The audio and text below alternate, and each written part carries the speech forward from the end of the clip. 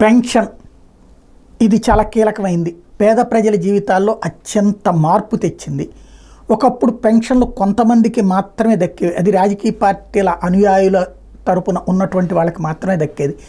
దాని నుంచి చంద్రబాబు గారి టైంలో తెలుగుదేశం పార్టీ కార్యకర్తలకి అభిమానులకి దక్కినాయి. అప్పుడు మ్యాక్సిమం మిగతా వాళ్ళకి చివరి 6 నెలల్లో దక్కింది.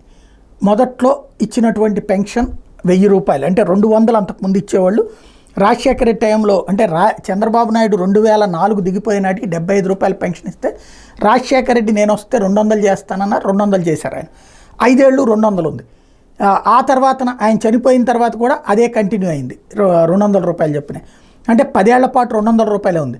దాన్ని నేను 1000 రూపాయలు చేస్తానని చంద్రబాబు నాయుడు ప్రకటించారు. తన అధికారంలోకి రాగానే 1000 రూపాయలు పెన్షన్ పెంచినటువంటి మాట వాస్తవం. ఆ తర్వాతన జగన్మోహన్ రెడ్డి పాదయాత్ర సందర్భంగా 2000 రూపాయలు నేను చేస్తానన్నప్పుడు చంద్రబాబు నాయుడు 2 నెలల ముందు 2000 రూపాయల పెన్షన్ ప్రారంభించారు. ఆనాడు పెన్షన్ ప్రారంభించినటువంటి చంద్రబాబు నాయుడు అది చేస్తే, ఆయన 2000 అన్నారు కాబట్టి నేను 3000 చేస్తానంటాడు జగన్మోహన్ రెడ్డి.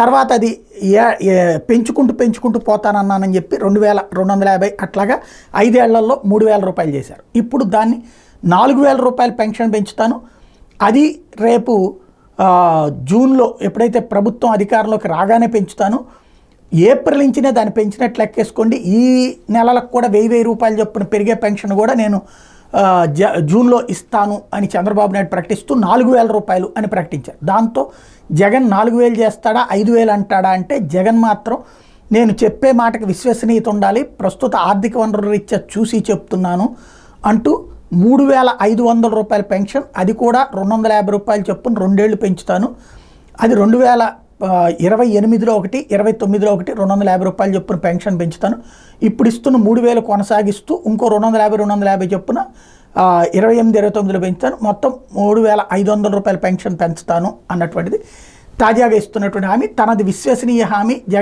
చంద్రబాబు నాయుడిది నమ్మదగ్గది కాదు అని నమ్మమని చెప్తున్నారు.